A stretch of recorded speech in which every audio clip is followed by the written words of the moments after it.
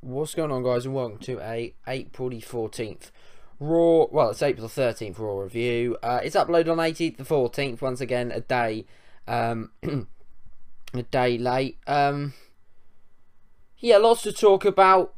The Raw edition that came from the UK and London, England. I said last week on my Raw preview that the crowd review that the crowd in the UK would be stunning, and they did not disappoint. It was by far one of the best crowds there has been.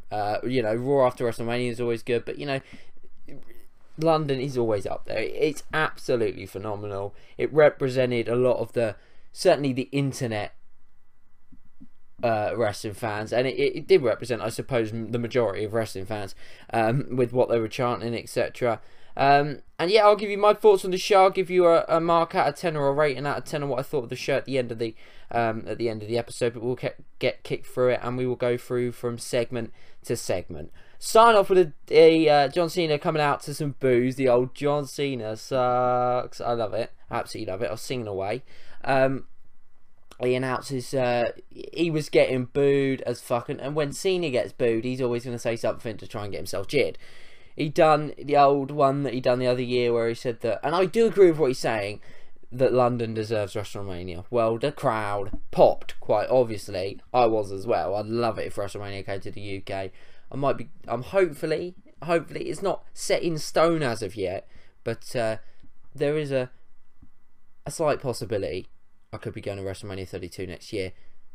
But obviously it would be 10 times easier if there was in the future, which I think eventually there will be, but in the future there being a WrestleMania in London. I just think that would be absolutely fantastic. Or anywhere in the UK. I mean, you've got Wembley Stadium would be the obvious option with it. Again, that's 80,000. You know, you're looking at 90 to 100,000 capacity, which is exactly what you want. I understand, obviously, like somebody said the other day, the time zones and that, but you know, that wouldn't be a huge problem. I don't think we'd mind if it was a little bit later. If we had to go and watch WrestleMania at 12, I wouldn't mind. 12 UK time and go and watch WrestleMania at Wembley would not fuss me whatsoever. But anyway, who answered the challenge? Bad News Barrett. Oh my god, it was fucking brilliant. The crowd are chanting Bad News Barrett. It was fantastic. And the match was really, really good. Obviously, we all knew John Cena would win. Although when Barrett hit that bull hammer, holy shit! For a split second, I thought the impossible was going to happen, and the Bad News Barrett will win. But he did, and the crowd were amazing. The match itself was really, really good. Wade Barrett kicked out of the AA, got out of the STF, or got a rope break on that. Bullhammer got kicked out of. John Cena kicked out the bullhammer, and also the Wasteland as well. Wasteland is such a shit move, it's unbelievable. But after the match is what is probably the biggest talking point. Lana came out, she got a huge pop, but everybody who came out really got a reaction, whether good or bad.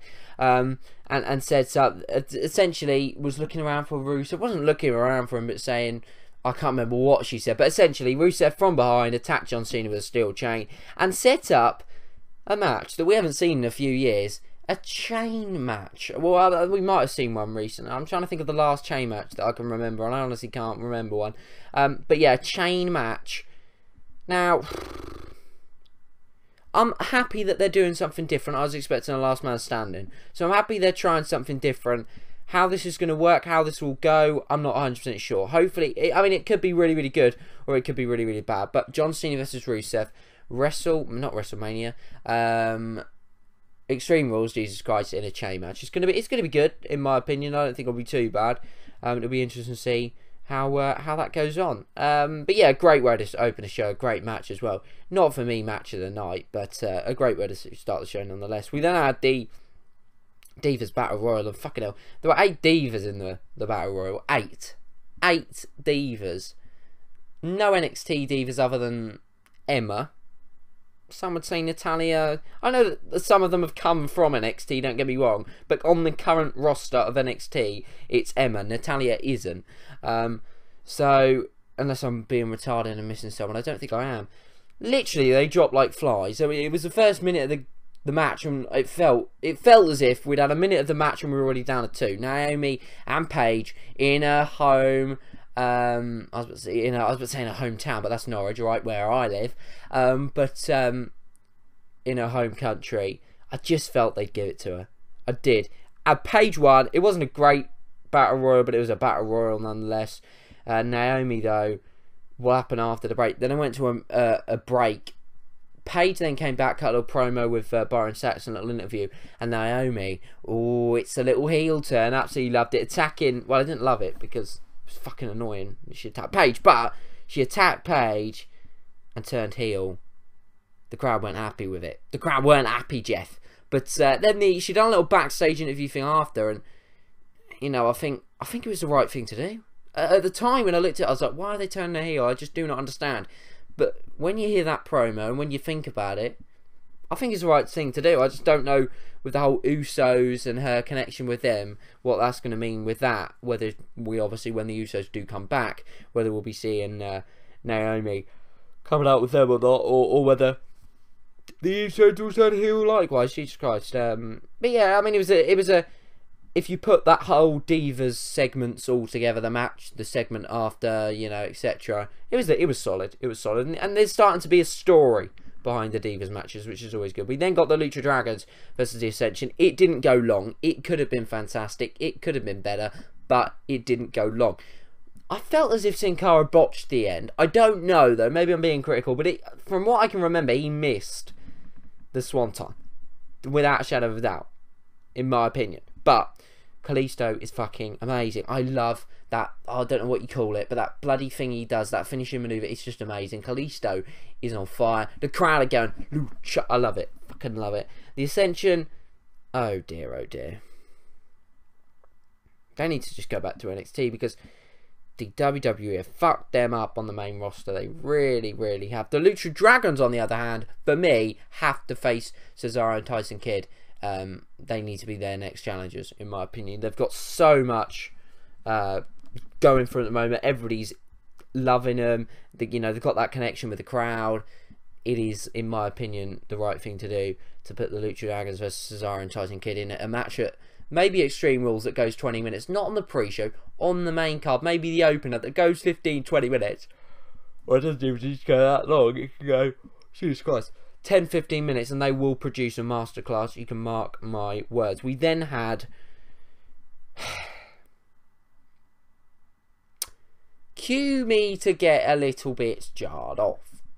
We then had the Roman Reigns promo. Now, the UK crowd, we're a rowdy bunch, so credit to the WWE in one respect of not just getting Roman Reigns to go out there and cut the promo himself, because that would have probably been a disaster.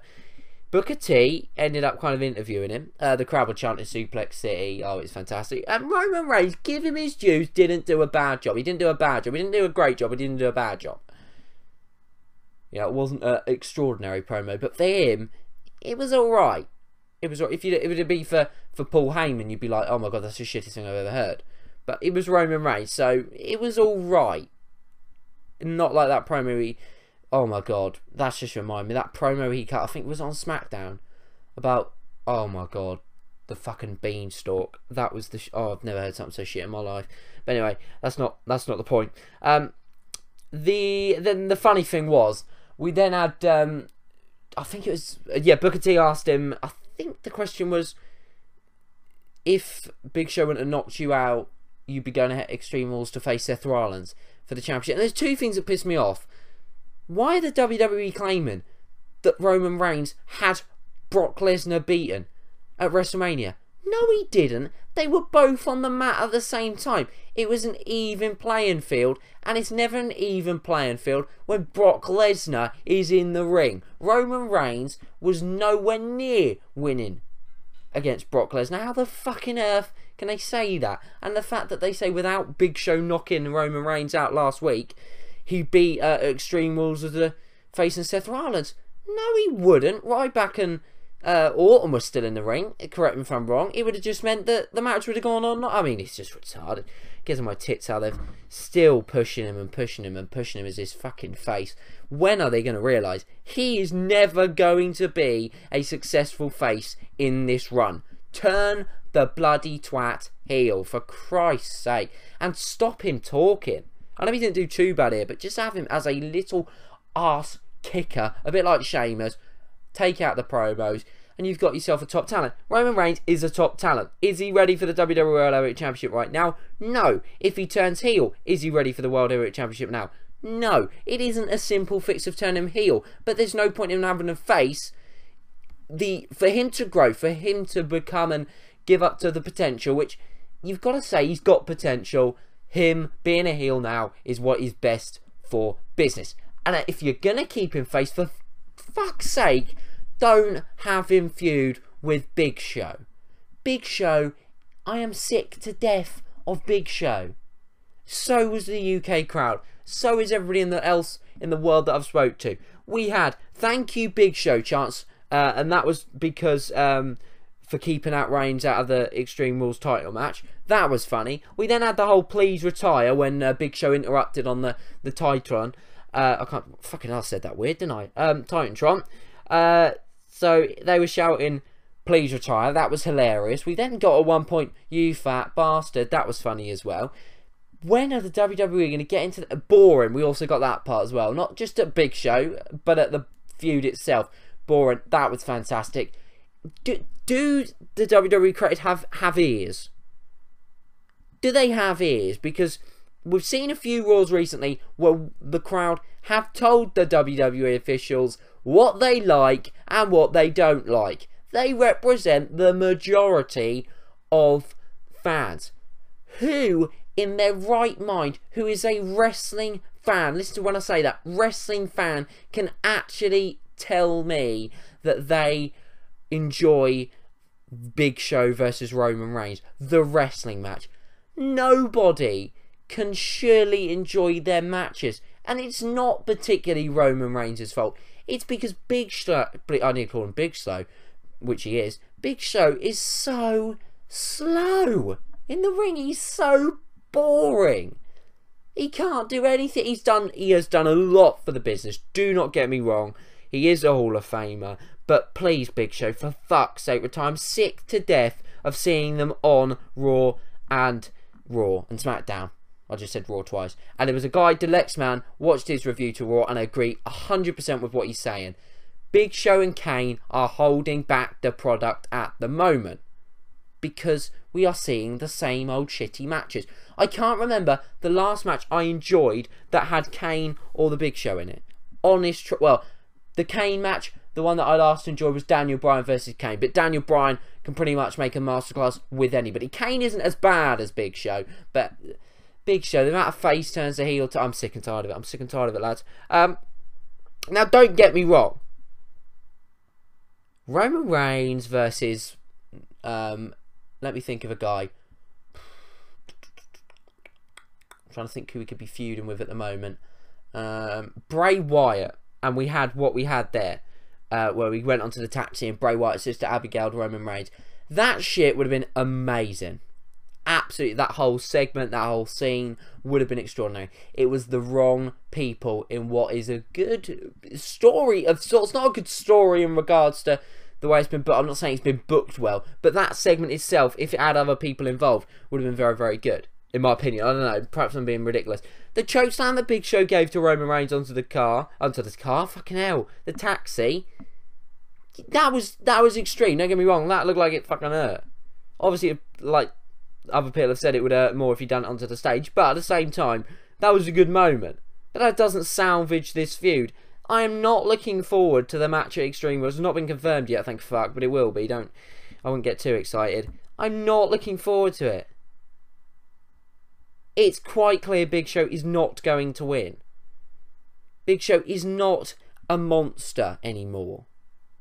He's an old man who's done a lot for the business and who needs to hang up his boots. And it's as simple as that. Apologies that I've been truthful, and apologies if you're a Big Show fan, but I'm sick to death of seeing Big Show and Kane. And I'm losing my temper with it. I'm losing the will to live. Oh, and here we go again. Now it's turned into a rant, and I thought Raw was okay. Handicap match. Randy Orton versus Cesaro and Tyson Kidd. Now, both Seth Rollins and Randy Orton were in matches tonight, or in the show last night. To the winners, if Randy Orton won, he got to pick the stipulation for their match at Extreme Rules. If Seth Rollins won, he got to pick a stipulation at their match at Extreme Rules. Right, okay, so originally, it's Randy Orton versus Cesaro. Now, they have had a couple of stellar matches. Stellar matches. I was expecting another masterclass. 2 minutes in, Tyson Kidd interferes, disqualification, Randy Orton wins. Kane's like, fuck off, is that counting? 2-on-1 handicap match. Randy Orton pins the tag team champions. Listen to me when I say that. The tag team champions in 5 minutes, was it? That really fucked me off. And it fucked everybody else off. Every single review that I've watched today, and I've watched a few, have said how much that fucked them off. How the fucking earth do they expect people to care about the tag team championships particularly when you get one guy beat two guys who are supposedly the best team in WWE? They are beaten by, okay, the challenger for the big prize, but it is 1 versus 2. It's just pathetic. It wouldn't, in my opinion, and you could have done it so it wasn't a particularly clean finish. It was an uppercut from outside the ring from Cesaro, and the ref was distracted or something. Natalia distracted him or something like that. But at least make them win. Done nothing for Randy Orton. Didn't make him look strong. It didn't make him look like anything. It just made me think to myself, why the fuck and what the fuck is wrong with these people? And they ruined a match that could have been amazing. Randy Orton, Cesaro. Anyway, moving on. Oh god, it just gets worse. Without the crowd, this Raw would have been so shit. It's unbelievable. Dean Ambrose coming back after being out of action for a week because of the couple of times he was put through the what the hell is it called? Announce table and ladder at WrestleMania and SmackDown after, respectively, faced Adam Rose. What? Why Adam Rose? I just do not understand. I cannot understand for the life of me why we got some really pointless matches on Raw tonight, and matches that really didn't last very long. That really pissed me off about tonight. That pointless shit we got. But anyway, yes, it showed that Ambrose was, still good, still strong. He's only been off television for a week. Anybody that watches wrestling knows who Dean Ambrose is, and if he fell off the face of the earth for a month, we'd still know who he is when he comes back. That wouldn't be a difficult thing to know. I mean, for God's sake, what do they think we're complete and utter retards? Gets my tits. What is the point in having going against Adam Rose? Dean Ambrose obviously quite clearly won. The match was nothing special because it was a squash match, but what the fuck is the point? I do not get it. Because he could have done, and I'll skip a few segments, and I'll skip to the Ryback Luke Harper match. Holy fucking shit was this shit. Weren't shit. Well, no, to be fair, it weren't shit, but it lasted about, I want to say 3 minutes. It probably wasn't even that. It was probably about 2. Ryback won. Ryback won by disqualification. Luke Harper goes out, hits him with the what the fuck do you got? The top of the announce table, calls him disqualification. Because that really hurts. I mean, that doesn't hurt. That's like the thinnest bit of paper, it's like, I've ever seen in my life. I don't know, anyway. That's just me being petty. But anyway, I like the idea that he went to the and done what he done. I like the idea that he got disqualified. I like the idea of them bringing Dean Ambrose out. I think it will be a tables match because Luke Harper seems to keep going for that, the table, etc. But why not just bring Dean Ambrose back then? Why have him in the match against Adam Rose? Why? Why not just have him come back? Not as a surprise return, because he's only been off television for a week, but a bit more of a shock than what it was. And then, for me, that's what should have happened. Ryback was just used as the, why Ryback had to be used as a person that got won by disqualification, but then just basically set up this match at Extreme Rules, I'll never know, but that's another mode for another day. But that segment was out the way. We're going to go back again. Fandango versus Stardust, another pointless matchup, really. Stardust get a win, thank God, finally, but it doesn't do a lot for him, really, because it's Fandango. Fandango, though, after the match, though, is what, for me, was good. they... sorry, I just got sidetracked. They... What am I thinking about? Oh, yeah, Fandango split up with Summer Rae. Not Summer Rae, fucking hell. That's because I've been watching 2013 pay-per-views, and he's with Summer Rae. With Rosa Mendes, and then he went back to the old theme song, and everybody's going... I fucking love it. I loved it. There was a lot of things I loved about Raw, just that little minor things. A couple of people... I think this is a permanent thing. I've heard a couple of people say it's a one-night thing. I'm not so sure. I think this is a permanent thing. I hope it is, because the Fandango... That Fandango with the old theme, etc., I think is by far a lot better than the one we get, and who lost to Stardust, without a shadow of a doubt. It's not, the character Fandango, in my opinion, isn't great.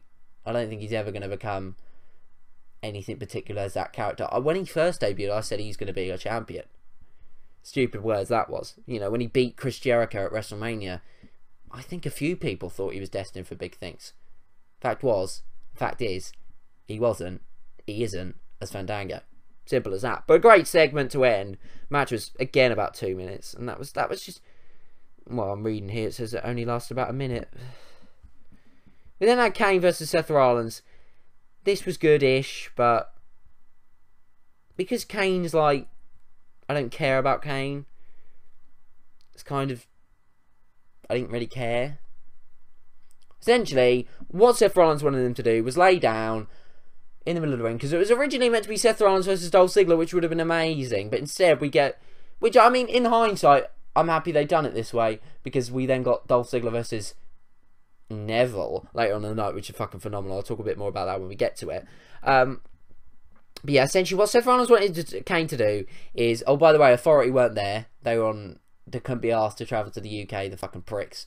Well, the Authority were there, but not Triple H, Stephanie. So instead, Kane was running the show. So, fucking God knows why.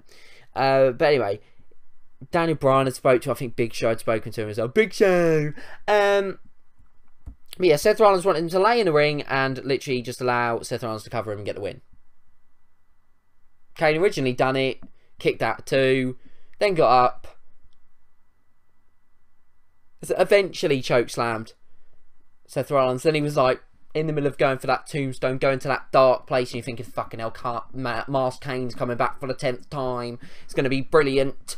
I would have been excited of sorts, but then again, I'd have probably been excited to see Kane for about a month, and then I've been sick and tired of him again, to be honest with you, so it probably wouldn't have made a difference. It was a good segment, though. Again, though, I think it's the wrong guy. I don't think it should be Kane.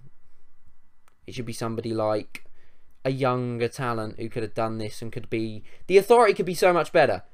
It could be somebody else other than Kane and Big Show, and you could make the Authority something that would be really, really good. And I think they've disappointed in one respect with who they've got in the Authority, but that's just my personal opinion.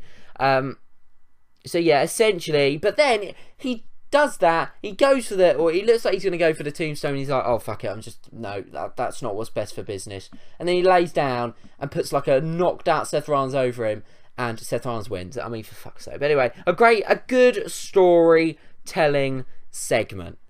Advancement in story in regards to this Kane debacle with the Authority that's been going on for a couple of months now. It's going to have some sort of split. God knows what's going to happen with it. It's most probably going to be shit.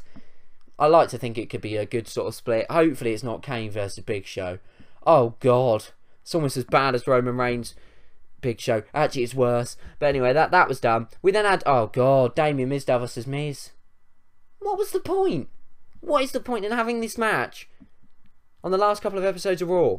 Having the same outcome but just opposite wins, and then setting up a rematch out of, you know, the third match. 1 win each. Who's going to win at Extreme Rules? No, that's not the way to book it. You book it by doing stuff like you've done on SmackDown, main event, etc. You do that. You then have them face each other for the first time at Extreme Rules. Everybody's excited because it is the first time Damien Mizdow, or should come out as Damien Sandow, I'll talk about that in a minute, gets his hands on the Miz.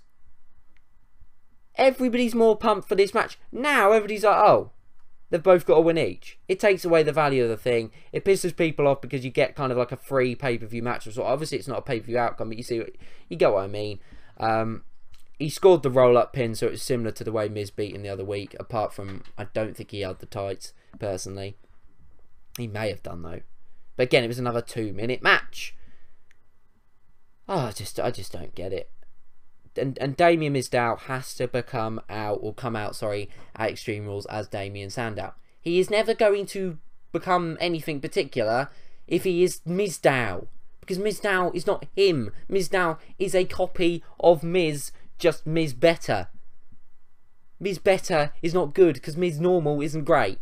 I mean, I like the Miz. I don't think he's bad in the ring. I don't think he's a bad heel, so I've kind of contradicted myself. He's one of the best heels in the company, in my opinion. But you can't be Mizdow. He's got to be Sandow.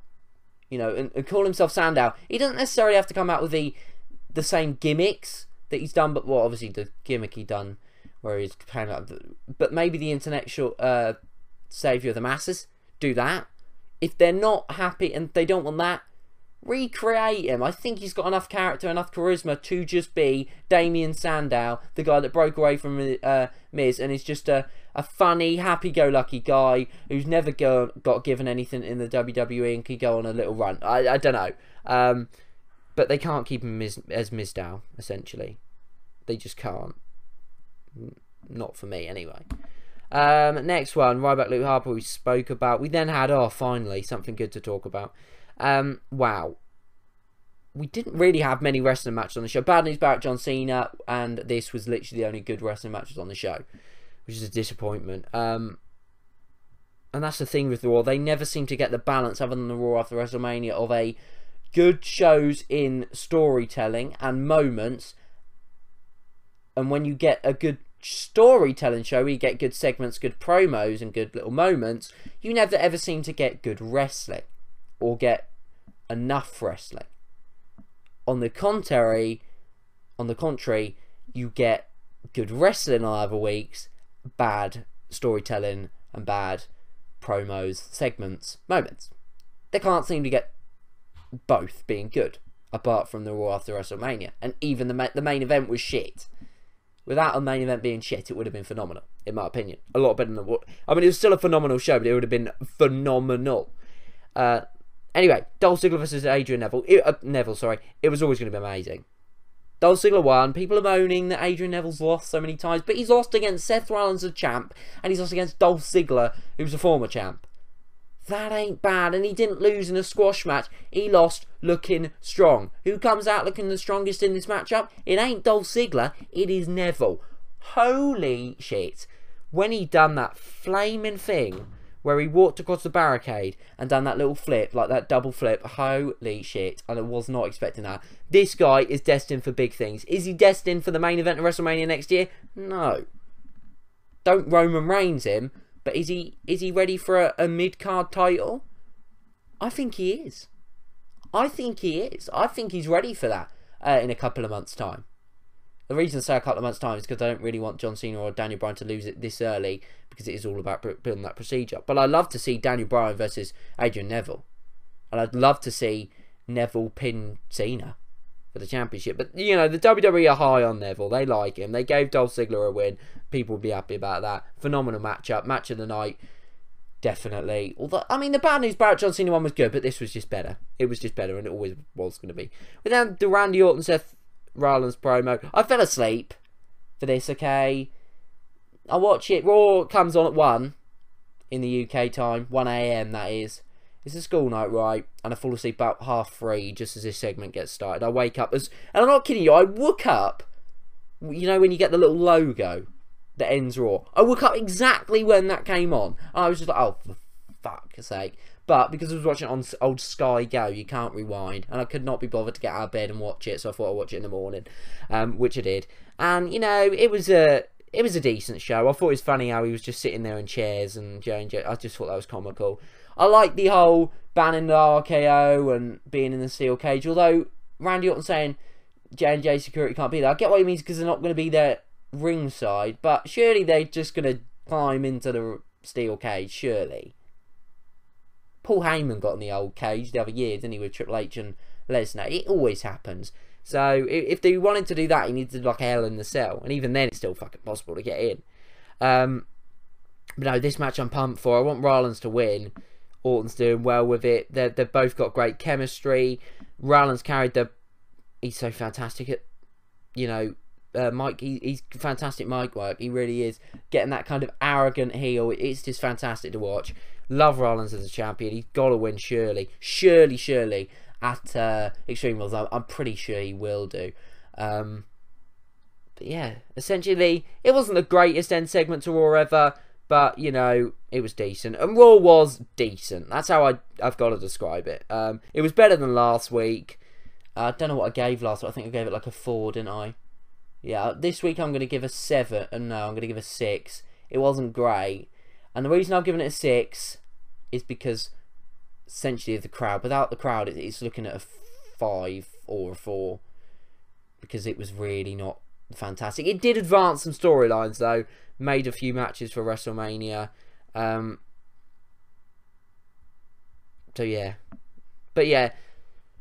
It was nice to not see an authority promo at the start of Raw. I just wanted to add that in at the end. But essentially, that is it for this hugely long WWE Raw review, results, whatever. I will be here for a SmackDown review or a little chat about SmackDown, etc. Talking about a bit about Extreme Rules. I'm probably doing an NXT review in that video as well in the up and coming days. So the problem with doing SmackDown reviews is often there's not that much to talk about, and I'd be doing a video that would be like 8 minutes and I never see the point of it. So if I maybe put NXT involved, I didn't do an NXT review last week like I said I would, because it was just kind of the whole Andre the Giant Battle Memorial and looking at how Hideo Itami went to WrestleMania, so it wasn't really an episode of NXT. I enjoyed it nonetheless, but I didn't really understand how to review it, because, you know, the matches were alright, they were good, you know, some of them weren't great to be honest, but, you know, so I'll try and get an NXT review out to you as well, and some sort of special video in the up and coming days. But yeah, it looks like it's destined. Roman Reigns versus Big Show at Extreme Rules. I bet you can't wait. What should I... Oh, I know what they should do. A 60-minute Iron Man match. Book it.